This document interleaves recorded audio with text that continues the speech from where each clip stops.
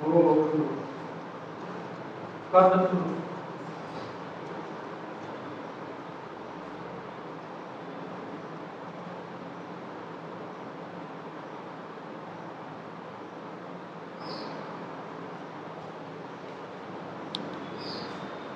रुक जा, चालू कर।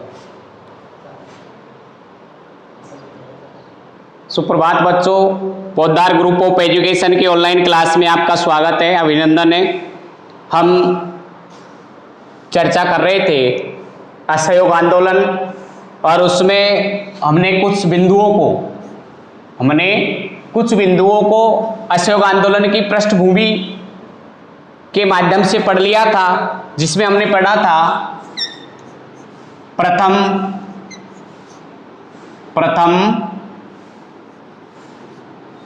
प्रथम विश्व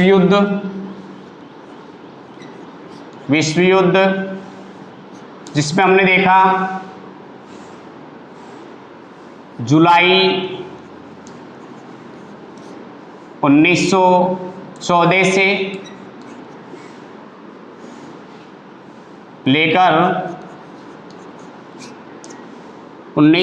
से लेकर नवंबर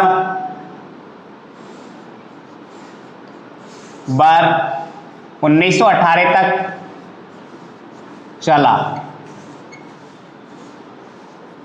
था। ठीक है, जुलाई 1914 से लेकर के नवंबर 1918 तक ये युद्ध चला, जिससे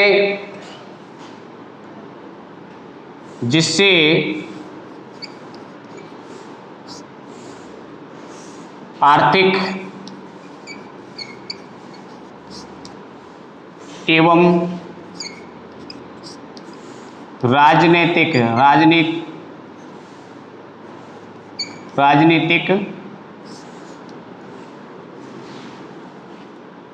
दशा खराब हो गई थी देश की। ठीक है भाई, क्या हो गई? जिससे आर्थिक एवं राजनीतिक दशा खराब हो गई देश की। रक्षा खर्चा बढ़ गया, रक्षा खर्चा बढ़ गया, रक्षा खर्चा बढ़ गया, जिससे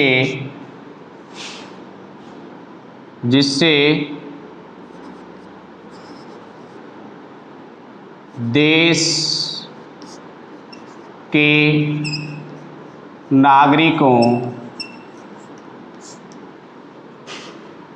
में असंतोष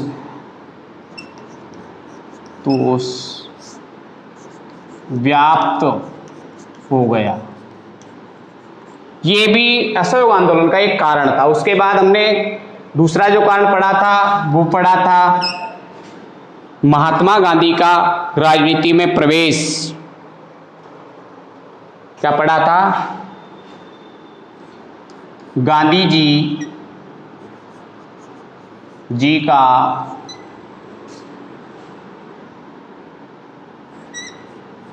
भारत की राजनीति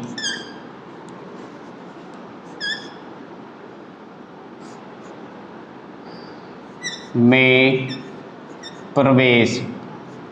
ठीक है, हमने इसमें भी देखा था भाई 9 जनवरी 1915 में गांधी जी दक्षिण अफ्रीका से लौट करके भारत आ गए और भारत में आकर के साबरमती यानी गुजरात में गुजरात के अहमदाबाद में साबरमती के निकट अपना आश्रम बना लिया। सबसे पहले इन्होंने 1917 में बिहार के चंपारण जिले से किसकी शुरुआत की? किसान आंदोलन की शुरुआत की थी बिहार से। सबसे पहला जो आंदोलन था गांधी जी का वो बिहार से। उसके बाद खेड़ा मिल मजदूर वाला आंदोलन। इस तरीके से गांधी जी ने भारतीय राजनीति में प्रवेश किया और असहयोग आंदोलन का ये भी एक कारण रहा है। नंबर 3 जो है वो है रॉलेट एक्ट। रोलेट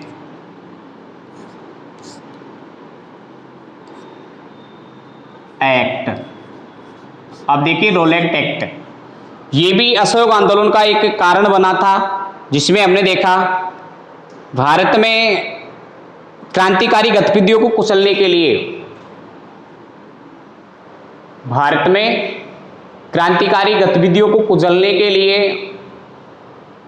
रोलेट एक अधिकारी था, उसके नाम से एक एक्ट बनाया रोलेट, सिडनी रोलेट के नाम की अध्यक्षता में एक कानून बनाया, और वो कानून था आतंकवाद निरोधक कानून। क्या बना दिया? देखो, भारत में क्रांतिकारी गतिविधियों को कुचलने के लिए ब्रिटिश सरकार ने 1917 में न्यायाधीश सिडनी रोलेट, क्या नाम है न्यायाधीश का, सिडनी रोलेट की अध्यक्षता में एक समिति गठित की। इस रोलेट समिति की रिपोर्ट के आधार पर 17 मार्च 1919 को केंद्रीय विधान परिषद ने भारतीय सदस्यों के विरोध के बावजूद आतंकवादी और अपराध अधिनियम, अब देखिए रोलेट एक्ट यानी न्यायाधीश सिडनी, न्यायाधीश कौन था? न्यायाधीश सिडनी रोलेट की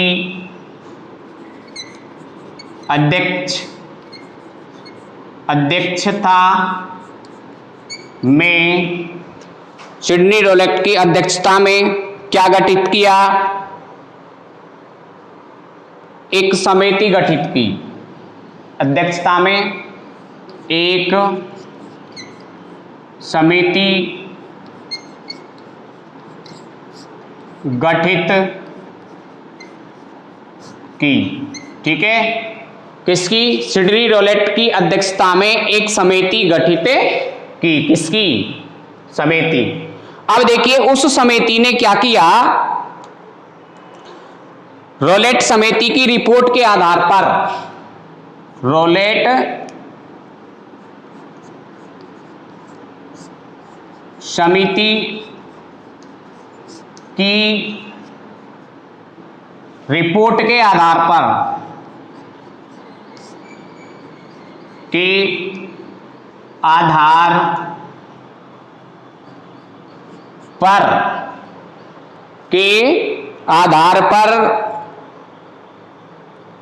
केंद्रीय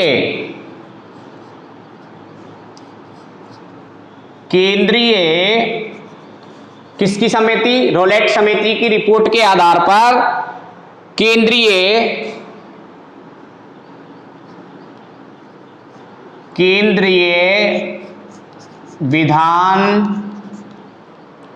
विधान परिषद ने एक कानून बनाया, या विधान परिषद ने क्या किया? भारतीय विधान परिषद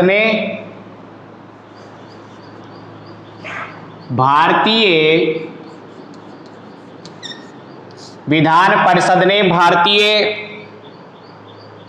सदस्यों के विरोध के बावजूद, भारतीय सदस्यों के विरोध के बावजूद, भारतीय सदस्यों के विरोध के बावजूद क्या बना दिया?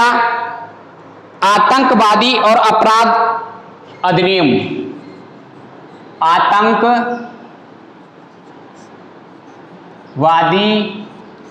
एवं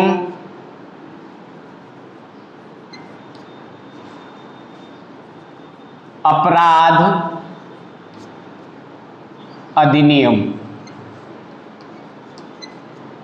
विरोध के बावजूद भी क्या बना दिया भाई? आतंकवादी एवं अपराध नियंत्रण अधिनियम।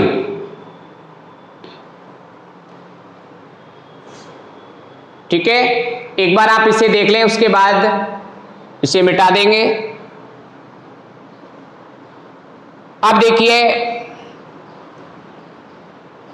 अगला जो हम पढ़ रहे हैं, अशोक आंदोलन की प्रथम पृष्ठभूमि, आंदोलन की पृष्ठभूमि पढ़ रहे हैं, पृष्ठभूमि की क्या कारण रहा है अशोक आंदोलन का।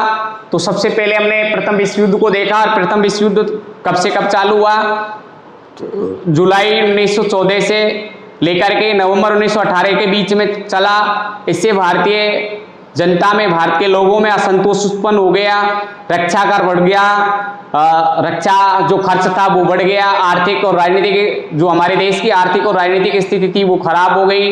हमारे यहाँ विदेश में यानी समुद्र पार जाना क्या माना जाता था, अशुभ माना जाता था। लेकिन 1914 के इस युद्ध में अंग्रेजों ने हमारे भारतीय सैनिकों को समुद्र पार भी भेजा। इस तरीके से इससे भी असंतोष उत्पन्न होने का कारण था देश के लोगों में। दूसरा कारण था वो था गांधी जी का भारतीय राजनीति में प्रवेश। 9 जनवरी 1915 को गांधी जी दक्षिण अफ्रीका से भारत आए और यहाँ साबरमती नदी के तट पर अहमदाबाद में अपना क्या बना लिया, एक स्थान बना लिया, वहीं रहे। सबसे पहले 1917 में चंपारण किसान आंदोलन का नेतृत्व किया। उसके बाद 1918 में मिल मजदूर, खेड़ा मिल मजदूर, इस तरीके से खेड़ा किसान आंदोलन, मिल मजदूर वाला आंदोलन, इनके बाद उन्होंने किया। उसके अगला जो आया वो आया कि रोलेट एक्ट। रोलेट एक्ट जो था वो क्या था, न्यायाधीश सिडनी की अध्यक्षता में एक समिति गठित की, और उस समिति की सिफारिश पर भारतीय केंद्रीय जो परिषद थी, केंद्रीय मैंने लिखा है यहाँ, केंद्रीय विधान परिषद ने भारत के विरोध के बावजूद भी एक अधिनियम बना दिया जिसे रोलेट एक्ट कहा जाता है। क्या कहा जाता है, रोलेट एक्ट कहा जाता है। और वो क्या नाम दे दिया उसको, आतंकवादी एवं अपराध अधिनियम कहा उसे, ये कानून बना दिया। और इस कानून को भारतीय राजनेताओं ने क्या कह दिया, काला कानून कहा इसे। क्या कहा, काला कानून कहा इसे। अगला जो आता है वो आता है कि बना दिया भाई आतंकवादी एवं अपराध नियंत्रण कानून। अपराध नियंत्रण कानून बना दिया। क्या बना दिया, आतंकवादी एवं अपराध अधिनियम, जिसे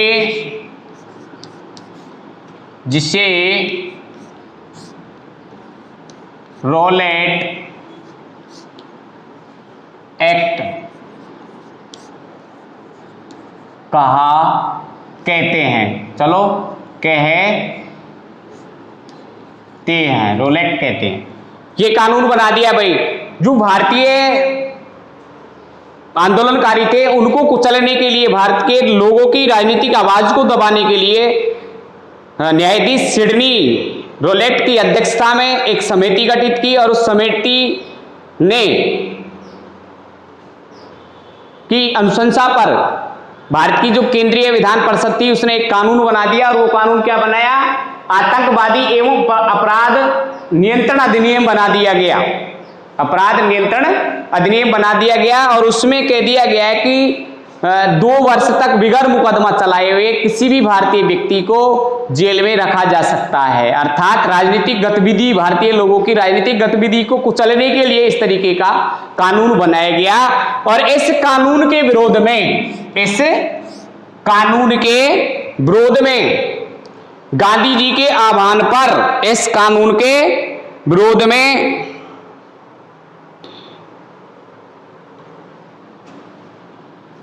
रोलेट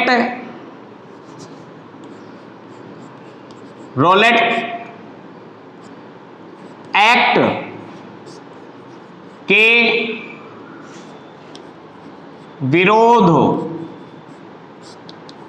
में, रोलेक्ट एक्ट के विरोध में गांधी जी के अनुरोध पर, गांधी जी के अनुरोध पर 6 अप्रैल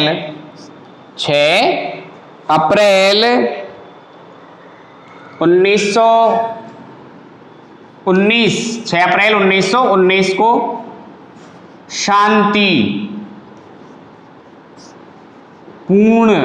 शांतिपूर्ण क्या किया? शांतिपूर्ण देश में हड़ताल का आयोजन किया। शांतिपूर्ण 6 अप्रैल 1919 को शांतिपूर्ण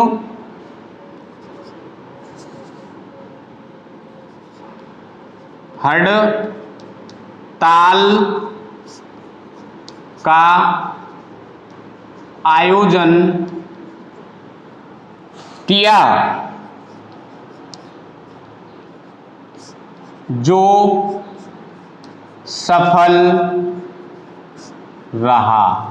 ठीक है भाई, सफल रहा था। ठीक है, रोलेक्ट एक्ट के विरोध में गांधी जी के अनुरोध पर संपूर्ण देश में 6 अप्रैल 1919 को शांतिपूर्ण हड़ताल का आयोजन किया गया, जो सफल रहा था। क्या रहा था? सफल रहा था। तो ध्यान रहे, कब? 6 अप्रैल को किसके विरोध में? रोलेक्ट एक्ट के विरोध में शांतिपूर्ण हड़ताल का आयोजन किया गया था। शांतिपूर्ण हड़ताल का आयोजन किया गया था, जो सफल रहा। अगला जो आता है, इसको एक बार आप देख लें, उसके बाद इसको भी मिटा देंगे या शॉर्ट स्क्रीन ले लें। अगला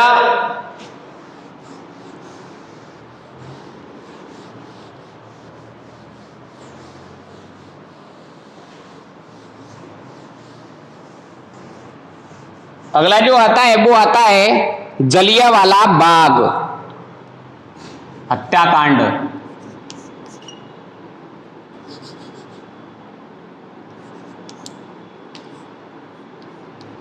जलियांवाला बाग हत्याकांड। जलियांवाला बाग हत्याकांड।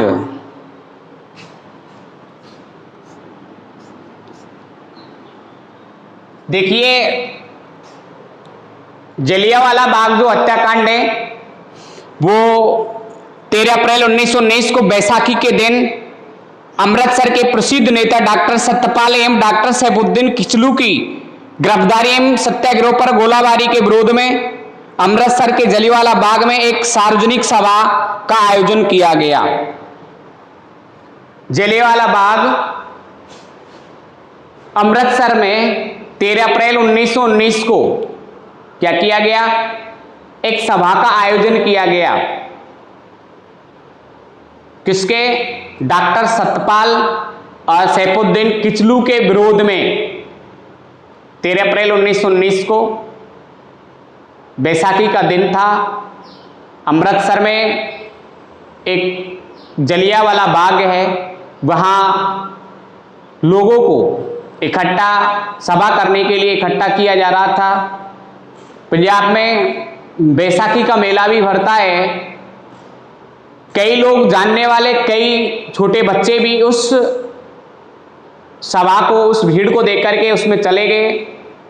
इस तरीके से जो वहाँ का जनरल था डायर, और जनरल डायर ने गोली चलाने का आदेश दे दिया। और जैसा मुझे विदित है, जब तक बंदूकों की गोली खत्म नहीं हो गई तब तक गोलियां चलती बंद नहीं हुई। हजारों लोग उसमें मारे गए।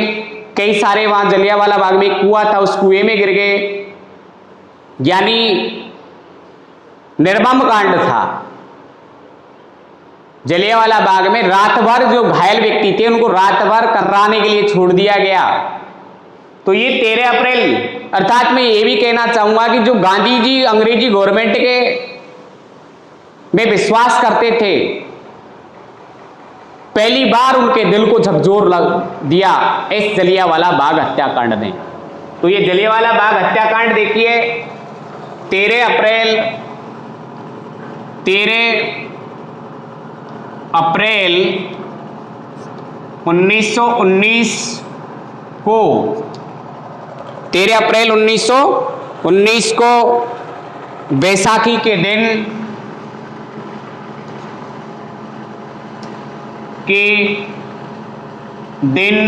बैसाखी के दिन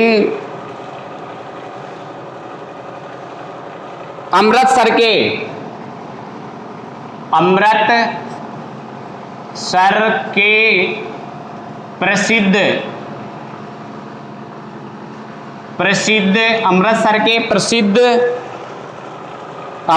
के प्रसिद्ध नेता doctor Satpal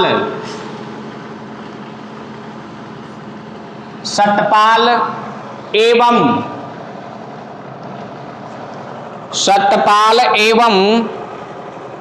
doctor Saifuddin Kitchlew, doctor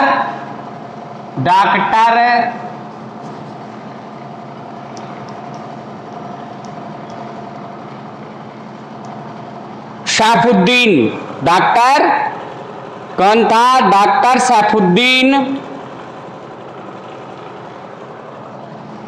दीन किचलू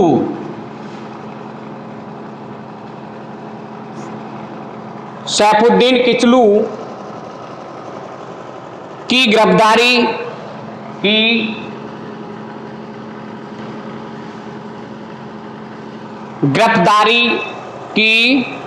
क्या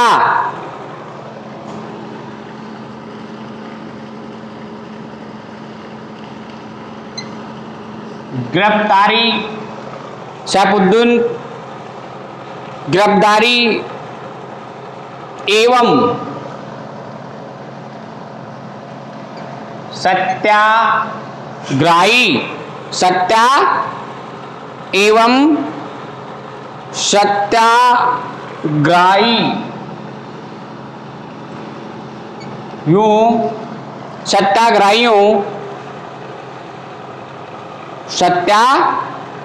सत्याग्रहियों पर गोलीबारी के विरोध में सत्याग्रहियों पर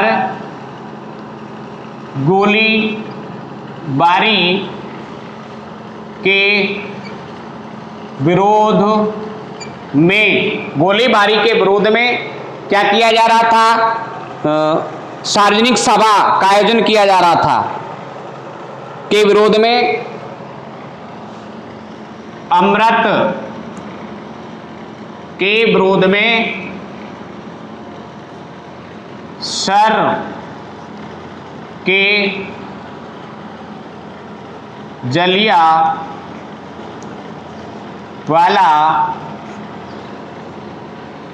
बाग में सार्वजनिक सभा का आयोजन किया जा रहा था। सार्वजनिक सभा का क्या किया जा रहा था? आयोजन किया जा रहा था। इस सभा में मौजूद लगभग 20,000 लोगों पर जनरल डायर के द्वारा उस बाग को चारों ओर से घेर लिया और गोलियां चलवा दी, जिसमें हजारों लोग मारे गए, हजारों लोग घायल हुए। और इस तरीके से गांधी जी का पहली बार इस तरीके का झकझोर गांधी जी को लगा। और ये जलियांवाला जो बाग हत्याकांड था, ये इसी के कारण जलियांवाला बाग हत्याकांड से भी एक अशोक आंदोलन की पृष्ठभूमि में महत्वपूर्ण भूमिका निभाई। धन्यवाद। देखते रहे हमारे पोद्दार ग्रुप ऑफ एजुकेशन के यूट्यूब चैनल को। आगे फिर आगे के वीडियो में। धन्यवाद।